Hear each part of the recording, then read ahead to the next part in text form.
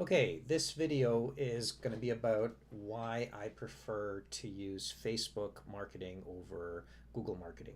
So before I start, I wanted to let you guys know that I have managed both Google and Facebook. I've managed thousands of dollars in AdWords and Bing and Facebook. And after my experiences with it, I wanted to kind of give my take of why I prefer Facebook right now over Google and Bing.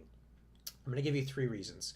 So, one is the first reason, and this is sort of the one that I think is the most important. This is really what makes Facebook fundamentally, I think, better than Google for what I'm doing with it, which is, um, building. And if you're building an e-commerce store, or if you want to help small businesses get more sales and stuff like that, what Facebook has is the ability to create communities of engaged people around your topic or around your business. That to me is actually very, very important. I didn't think it was a big deal before, but now that I've really gotten into it, I've built my own Facebook pages now. There was another video that I had with a Facebook page of over 4,000. We're actually going to get to 5,000 very soon, of 5,000 likes. It's kind of opened my eyes to what's possible on Facebook that's not quite possible on Google. So the fact that you can build a community of people on Facebook is a very powerful idea, because what that means is that you're not just trying to hit a home run right off the bat. You're not saying, "Oh, I want to sell right away," because that's what Google is. Google is very conversion focused, and so you're looking for somebody who's searching for something. You put your ad in front of them, they click the ad, they go to your landing page, and then they convert. That's what you hope that they're going to do. The real cold hard reality is that the vast majority of people are not going to convert. My landing pages, which are pretty good, they were getting 20% conversion, which is actually very good. Most landing pages get maybe 10%. So you're talking 80 to 90% of the people that come to your landing page do not convert. You've paid for that click, but they just go away. You might be able to retarget them later, but it's an uphill battle because they don't know who you are. Now you're trying to convince them they need to buy from you, or they need to give you their information. It's a tough sell. So that's Google. On Facebook, you could do the same thing. You could run conversion focused ads or traffic ads to your landing pages.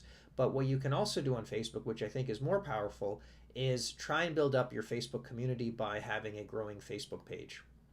And that growing Facebook page will then allow you to build an audience that is actively engaged with your brand or with your business or with your project, topic, whatever it is that is of interest to you. And then once they're engaged, then you have the ability to convert them after that. So, that is really what I'm doing now with my own business and for my clients' business, is I'm really starting to focus now on community building as a way to increase revenue for these clients and for my projects. So that's the number one reason. The second reason is Facebook is just cheaper than Google in terms of clicks, in terms of building communities. I mean, you can't even really build a community that easily on Google.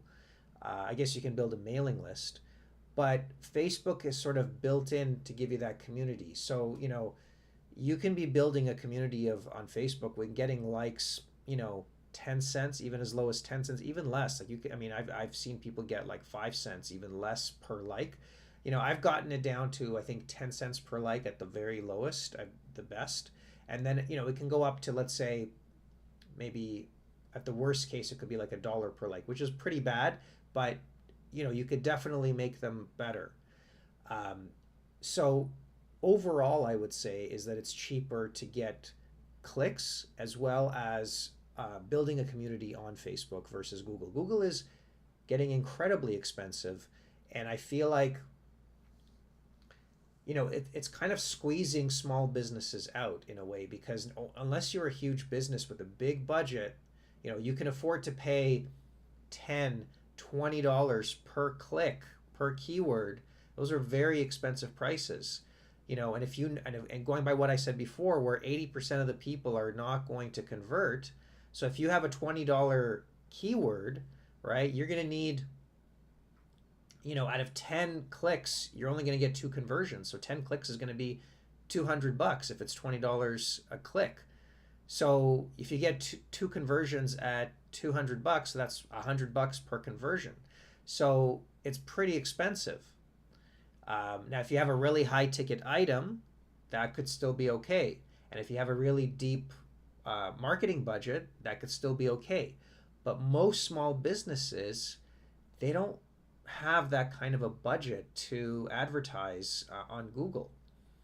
So I would say for small businesses, it's more beneficial, more cost effective to target Facebook, because there they can build a community and they can do it in a much cheaper way than going to Google. All right, so that's the second reason. And the third reason is it's a lot easier to make mistakes on Facebook versus Google.